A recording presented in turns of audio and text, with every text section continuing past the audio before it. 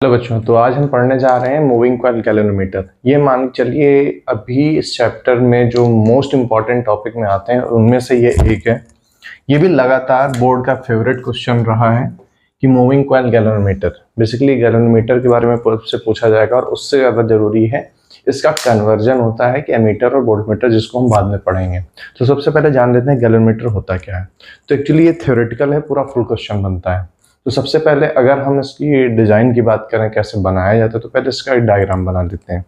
Diagram में generally आपका एक सिलेंडर होता है जो टॉप व्यू होता है। सिलेंडर का टॉप व्यू मतलब हम एनसीईआरटी वाला डायग्राम बनाए, जैसे सिलेंडर ऐसे होता है, टॉप व्यू क्या सर्किल दिखेगा।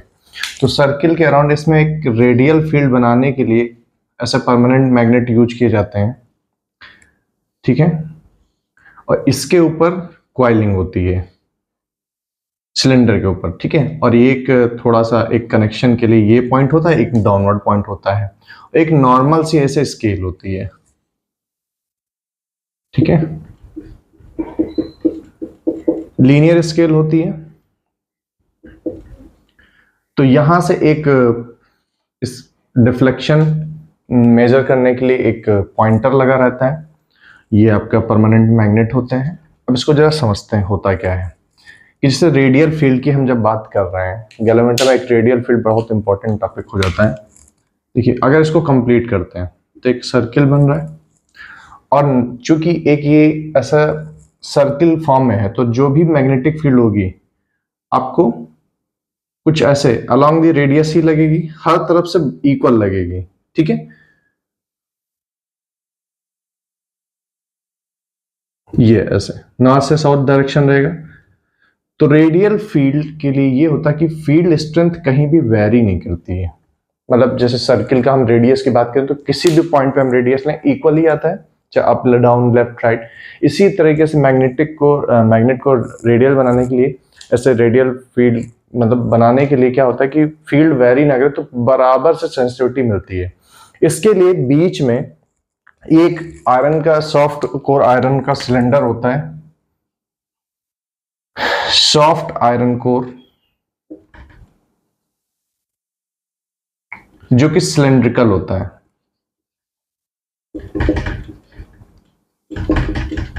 ठीक है। और इससे भी बहुत फर्क पड़ता है कि ये भी फील्ड को रेडियल बनाने में काम करता है। देखिए जैसे, क्योंकि ये आपको टॉप व्यू देख रहे हैं तो ये सर्किल ही बनना, सर्किल के रेडियस के अलावा जो फील्ड लगती है उसी को रेडियल फील्ड कहते हैं, ठीक है। तो सिलेंड्रिकल आयरन कोर यूज लेते हैं, और जिसमें जो वायर यूज होते हैं जो कॉइलिंग के लिए, जो ये वाले वायर्स हैं आपको जो दिख रहे हैं, ये हेयर मतलब बहुत पतले वायर होते हैं, इनको हेयर वायर बोलते हैं, फॉस्फर ब्रॉन्ज के होते हैं।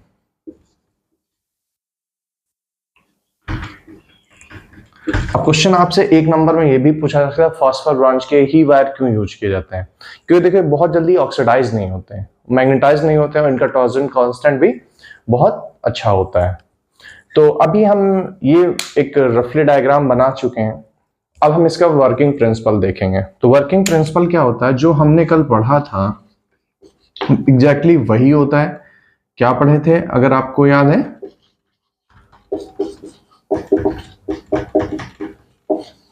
जी हाँ, जब किसी करंट कैरिंग लूप को मैग्नेटिक फील्ड में रखा जाता है तो उस पर एक टॉर्क लगता है। बस यही उसका वर्किंग प्रिंसिपल है।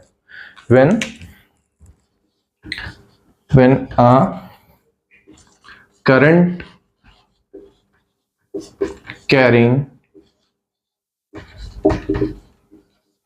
loop placed inside the magnetic field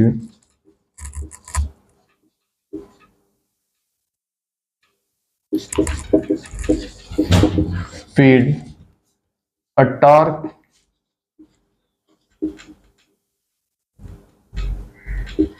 torque is acted on the loop, ठीक है। तो यही इसका वर्किंग प्रिंसिपल हो जाता है। तो कंस्ट्रक्शन की बात करें तो जो डायग्राम में बना हुआ है वो कंस्ट्रक्शन, इसमें क्या रहता है कि एक स्केल रहता है, एक कोर सिलेंडर होता है जिसमें वायर, इसका हम अगर ऐसे एक हॉरिजेंटल डायग्राम भी बना सकते हैं। जैसे ये टॉप व्यू है, अगर इसको हॉरिजेंटल डायग्राम बनाए तो कैसे बनेगा, यहीं पे बना दे रहा हूं, ठीक है। नॉर्मल आपका ऐसे कुछ स्टैंड होता है, ट्राइपॉड पे होता है, और ये यहाँ पे 3 पिन स्टैंड होता है, बेस होता है। नॉर्मल जो कनेक्टिंग वायर एक यहाँ से होता है और एक ये कनेक्टिंग वायर होते हैं। अब यहाँ से एक वायर जाएगा जो यहाँ से भी एक उस पर फ्री हैंग होता है, और फिर यहाँ पे आपके 2 परमानेंट मैग्नेट होते हैं जो कि रेडियल होते हैं। ये 2 मैग्नेट हो गए एन और एस। अब ये कॉइल क्या होती है, कुछ ऐसे होती है,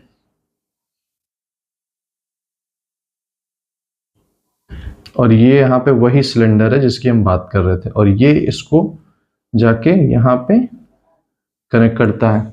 तो ये 2 सामने से आपके कनेक्टिंग पॉइंट T1 और T2 होते हैं, और यहाँ पे एक मिरर लगा रहता है जो डिफ्लेक्शन को काउंट करने काम करता है। ये टॉप व्यू है, इसका ये हॉरिजॉन्टल व्यू है कि जैसे सामने से कितने दिखेगा। ये ऊपर से कैसे दिखेगा वो ऐसे दिखता है, सामने से कैसे दिखेगा वैसे दिखता है। हालांकि ये आपको डायग्राम अगर बनाना होगा तो आप ये वाला बनाएंगे, ठीक है। तो इसको मिटा करके हम कंस्ट्रक्शन समझ लिया, अब इसका हम डेरिवेशन करेंगे। तो हमने कल जो टॉर्क का फॉर्मूला निकाला था, वो टॉर्क का फॉर्मूला आपका आया था निब्बा साइन थीटा, राइट। आपने कभी देखा हो स्प्रिंग जैसे होता है, तो उसको जब हम खींचते हैं, ठीक है, तो क्या करता है, जब हम छोड़ दें तो अपने आप को वापस अपने इस जगह पे ले आता है। तो हम तो उसको जब खींच रहे हैं तो एक फोर्स लगा करके खींच रहे हैं, ठीक है। जैसे मान लीजिए ये हमारे पास एक पेपर है, अब इसको हम क्या कर रहे हैं, फोल्ड कर रहे हैं, ऐसे रोटेट कर रहे हैं। तो देखिए आप ताकत लगा के रोटेट करें, अगर छोड़ दे रहे हैं तो ये देखिए अपने आप वो सीधा हो गया।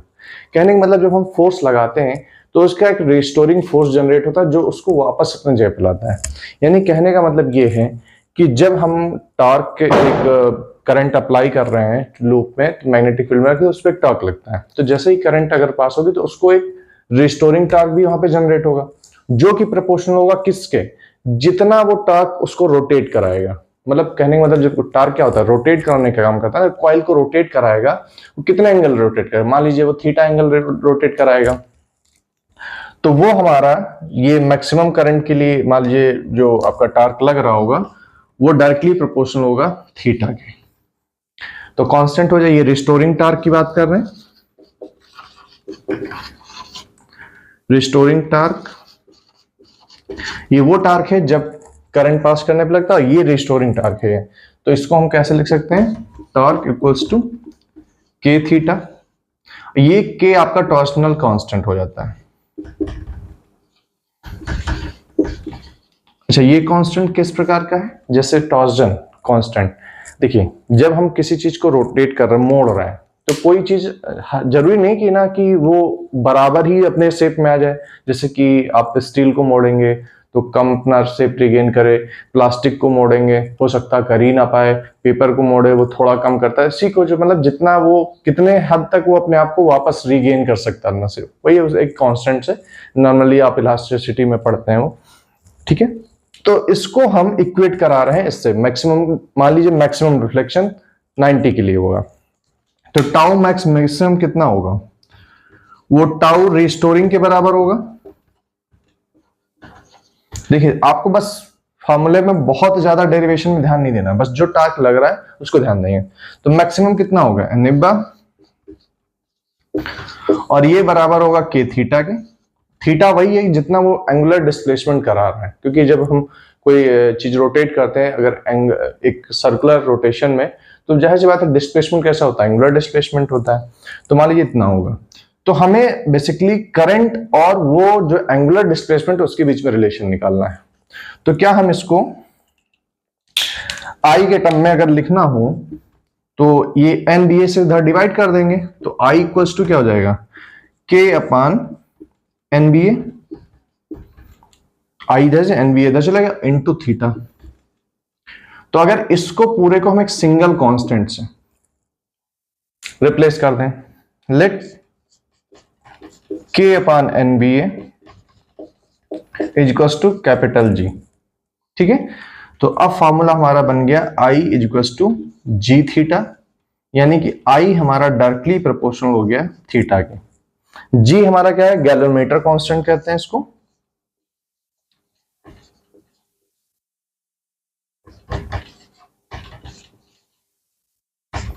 और उसकी वैल्यू क्या होती है, के अपान एन बी ए। तो यहां पे क्या हुआ, I is directly proportional to theta, यानी कहने का मतलब ये डायरेक्टली प्रोपोर्शनल है, तो इसीलिए हम यहाँ पे लीनियर स्केल यूज कर रहे हैं। ठीक है, आपसे क्वेश्चन कई बार पूछा है अगर फील्ड को रेडियल ना लिया जाए तो क्या होगा। तो अगर फील्ड को रेडियल नहीं लेंगे तो हमारा ये निब्बा साइन थीटा के बराबर टॉर्क होगा, जो कि अब जो हमारा जो करंट की जो डिफ्लेक्शन आ रहा है वो लीनियर नहीं रहेगा, क्योंकि जाहिर सी बात है कि जब हम इसकी बात करते हैं, जैसे मान लीजिए लीनियर, अब ये नॉन लीनियर मान लीजिए पूरा जो है इक्वल नहीं आएगा ना, तो कहीं पे मैक्सिमम होगा कहीं पे मिनिमम होगा, तो डिफ्लेक्शन थोड़ा सा वेरी करेगा, तो हम स्केल नहीं यूज कर पाएंगे। ठीक है, तो अब हम इससे ये पता चलता है कि छोटी से छोटी करंट को हम यहाँ पे सेंस कर सकते हैं। और ये भी क्वेश्चन पूछा था कि गैलोमीटर की जो सेंसिटिविटी है किस बात पे डिपेंड करती है, तो फॉर्मूला क्या है, गैलोमीटर कांस्टेंट का देखिए के एन बी ए पे डिपेंड करता है। बेसिकली आपका क्या है, ये गैलोमीटर का जो ये है आपका ये टॉर्सनल कांस्टेंट हो जाता है,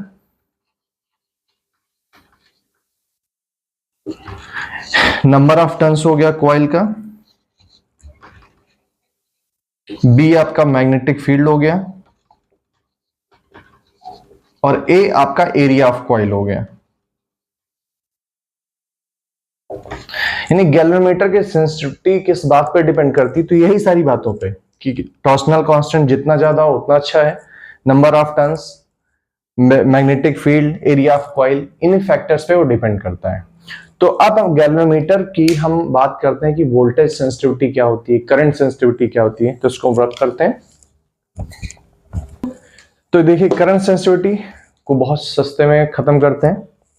होता क्या है कि डिफ्लेक्शन होता है पर यूनिट करंट, तो करंट सेंसिटिविटी क्या होती है, current sensitivity of galvanometer can be defined as deflection per unit current, बस और कुछ नहीं, ज्यादा भाव नहीं देना। और आई की वैल्यू आपको पुट कर देना, आई की वैल्यू कहां से निकल के आएगी, N I B A equal to K theta से। तो आई की वैल्यू क्या हो जाएगी आपकी, के थीटा बाई एन बी ए हो जाएगी। और अगर ये वैल्यू पुट करेंगे यहां पे तो क्या मिलेगा, थीटा अपान के थीटा अपान एन बी ए, जो कि आपको थीटा थीटा कैंसिल हो जाएगा, तो आई एस के फार्मूला मिल जाएगा एन बी ए बाई के, राइट। अब इसी तरीके से वोल्टेज सेंसिटिविटी की बात करें तो उसमें सेम वही चीज है, वोल्टेज सेंसिटिविटी क्या हो जाएगा,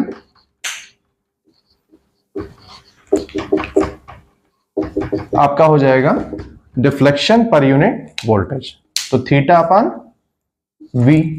अब देखिए हम यहां पे अब v की वैल्यू क्या होती है, आई आर होती है, उसको अगर पुट कर दें यहां पे तो आपका वोल्टेज सेंसिटिविटी वीएस की वैल्यू क्या मिल जाएगी, इसमें बस एक आई आर रखेंगे तो आर यहां पे और मल्टीप्लाई होगा, तो फाइनल आपका एनबीए बाई के आर। कंफ्यूज नहीं होना है, बस आई की जगह पे जैसे v equals to I R होता है और आई की वैल्यू के थीटा बाई एनबीए हो जाएगी, तो v की वैल्यू क्या हो जाएगी, के थीटा आर बाई एनबीए, तो थीटा थीटा कैंसिल हो जाएगा, एनबीए ऊपर चला एनबीए बाई के आर, ये आपका वोल्टेज सेंसिटिविटी हो गया। ठीक है, अभी ये टॉपिक पूरा कंप्लीट नहीं हुआ है, क्योंकि अब बात होती है कि हम वोल्टेज सेंसिटिविटी की बात कर लिए, करंट सेंसिटिविटी की बात कर लिए। अब चूंकि गैलोमीटर में हमने अभी पोलैरिटी की बात नहीं करी किसी भी तरीके की, सिर्फ डिफ्लेक्शन की बात करी, वोल्टेज से कितना हो सकता है, करंट से कितना हो सकता है। तो गैलोमीटर एक्चुअली है क्या, एमीटर है या फिर वोल्ट मीटर है, तो मैं बोलूंगा दोनों ही नहीं है, सिर्फ एक छोटी से छोटी करंट को सेंस करने के लिए बनाया जाता है। और ये अगर क्या होता है, इसका डिमेरिट भी है कि अगर मान लीजिए छोटी सी करंट को सेंस करने के लिए है तो थोड़ी सी बड़ी ज्यादा करंट हो गई सर्किट में तो क्या होगा, बहुत जल्दी फूक जाता है। तो इसलिए करते क्या है, हमें इसको as a voltmeter use करना है, एज अ एमीटर यूज करना है, तो इसके लिए पहले इसको कन्वर्ट करना पड़ता है। तो आपका ये प्रैक्टिकल का भी पार्ट है, कन्वर्जन ऑफ गैलोमीटर। तो देखते हैं कन्वर्जन ऑफ गैलोमीटर। देखिए कन्वर्जन ऑफ गैलोमीटर, गैलोमीटर को एमीटर में बदलना हो तो आपको इतना तो पता ही होगा कि एमीटर को हम हमेशा सीरीज में कनेक्ट करते हैं, क्योंकि करंट क्या होती है सीरीज में सेम रहती है, और वोल्ट मीटर को पैरेलल में कनेक्ट करते हैं सर्किट के साथ।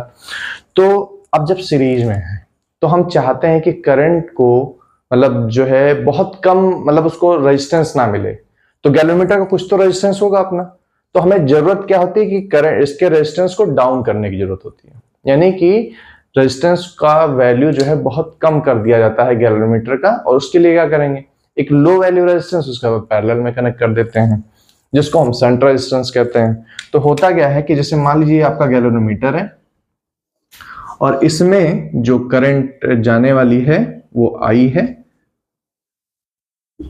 और इसके पैरेलल में एक छोटा सा शंट रेजिस्टेंस लगा दिया गया, जिसकी वजह से क्या होता है कि इसमें करंट, मतलब जो गैल्वेनोमीटर का रेजिस्टेंस है वो काफी लोअर हो जाता है। तो करंट ये है, तो ये मान लो IG इधर चली गई करंट, और इधर कितनी current I, I minus IG, ठीक है। और हमें इसी शंट रेजिस्टेंस की आपको वैल्यू बतानी रहती है। देखिए पैरेलल में क्या रहता है, वोल्टेज सेम रहता है, तो जो पॉइंट पे यहाँ पे वोल्टेज होगा वही पॉइंट पे यहाँ पे होगा, तो दोनों वोल्टेज इक्वल कर लेते हैं। तो V at G is equal to V at S, जो शंट रेजिस्टेंस प्लस वोल्टेज होगा वही गैल्वेनोमीटर के पास होगा। तो V इक्वल टू IR होता है, तो ये IG इंटू G हो जाएगा, V इक्वल टू IR हो गया, और इधर क्या हो जाएगा, I minus IG into S हो जाएगा, और हमें S की ही वैल्यू निकालनी रहती है शंट रेजिस्टेंस, तो S की वैल्यू क्या हो जाएगी, IG G upon I minus IG, यही आपका फॉर्मूला बन जाता है शंट रेजिस्टेंस के लिए। आप इसको ऐसे भी लिख सकते हैं या G को बाहर लिख सकते हैं, ये ऐसे। तो ये आपका फॉर्मूला हो गया शंट रेजिस्टेंस के लिए, conversion of galvanometer into ammeter. और किस रीजन बता दे रहे हैं, क्योंकि सीरीज में कनेक्ट किया जाता है इसलिए इसका रेजिस्टेंस को कम करने की आवश्यकता होती है। तो एक लो रेजिस्टेंस जिसको शंट रेजिस्टेंस कहा जाता है वो एक पैरेलल में गैल्वेनोमीटर के ऐड कर दिया जाता है, जिसकी वजह से उसका रेजिस्टेंस काफी लोअर हो जाता है। और हमने उस शंट रेजिस्टेंस की वैल्यू, सिंपल सा कंसेप्ट यूज किया है कि पैरेलल कनेक्शन में वोल्टेज सेम हो जाता है। तो VG यानी voltage across galvanometer is equal to voltage across shunt resistance, क्योंकि शंट रेजिस्टेंस गैल्वेनोमीटर के पैरेलल में लगाया गया है। देखते हैं कन्वर्जन इनटू वोल्टमीटर। तो अब वोल्टमीटर में कन्वर्जन की बारी आई। तो वोल्टमीटर जनरली पैरेलल में लगता है, तो अगर किसी सर्किट में अगर पैरेलल में लगा दिया जाए तो करंट क्या करेगी, जहां रेजिस्टेंस थोड़ा सा कम रहेगा तो उधर पास होके चली जाएगी करंट, क्योंकि आलसी होती है। हाँ बिल्कुल, हम लोगों की तरह बहुत आलसी होती है करंट। तो हमें क्या करना रहता है, अब इस बार रेजिस्टेंस को बढ़ाना रहेगा। जैसे एमीटर के कन्वर्जन में क्या कहते हैं, रेजिस्टेंस को घटाना रहता है, वैसे इसमें रेजिस्टेंस बढ़ाया जाएगा। तो रेजिस्टेंस बढ़ाने का तरीका क्या है, सीरीज में हाई रेजिस्टेंस जोड़ दीजिए। तो मान लीजिए एक गैल्वेनोमीटर है और इसके साथ एक हाई रेजिस्टेंस आप और ऐड कर दिए, मान लो करंट IG ही है, क्योंकि करंट सेम रहती। तो अब क्या होगा, वोल्टेज ड्रॉप होगा। तो वोल्टेज हमारा क्या हो सकता है, total resistance of circuit into current. तो करंट मान लीजिए IG है, तो टोटल वोल्टेज हमारा कितना हो जाएगा, वोल्टेज होगा IG इंटू टोटल करंट कितना, टोटल रेजिस्टेंस कितना, चूंकि सीरीज में है तो G प्लस R। ये R वो रेजिस्टेंस है जो हमने ऐड करना है, G गैल्वेनोमीटर का रेजिस्टेंस है। तो ये G प्लस R की वैल्यू क्या हो जाएगी, V अपान IG हो जाएगी। और R की वैल्यू चाहिए तो G इधर प्लस में उधर जाएगा माइनस हो जाएगा, तो V अपान IG माइनस G। यानी V वो है जिस वोल्टेज को हमें जिसमें कन्वर्जन करना है, IG जो करंट थ्रू गैल्वेनोमीटर है, G हमारा गैल्वेनोमीटर का रेजिस्टेंस है। तो ये हमारा इस चैप्टर का भी टॉपिक लास्ट है। और अब हमारी बारी आती है क्वेश्चन वाले सेशंस की, तो हम इसको लेकर के आएंगे। और इस चैप्टर में बहुत सारे कंसेप्चुअल क्वेश्चन बनते हैं, ठीक है। तो आप इन वीडियोस में जो हमने आपको बताए हैं इस वीडियो में क्लासेस के माध्यम से, कि जितने भी टॉपिक आपको बताए गए हैं, मेरा आप लोगों से कहना है कि आप लोग इसको फिर से एक बार अच्छे से रिवाइज कर लीजिए। नोट्स अगर आप बना रहे हैं तो बहुत अच्छी बात है, नहीं बना रहे हैं तो आप बनाना शुरू कर दीजिए, क्योंकि हमारे पास ज़्यादा समय बचा नहीं है, ठीक है। और अब जो है आपको क्या करना है कि सारे आपका रिकैप एक पेज पे होना चाहिए, जो हमने कंसेप्ट आपको सिखाए हैं, जो हमने आपको फॉर्मूले बताए हैं।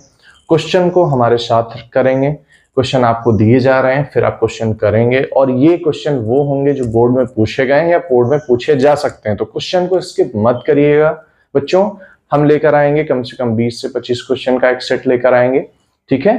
तो मिलते हैं नेक्स्ट क्लास में क्वेश्चन के साथ। Thank you.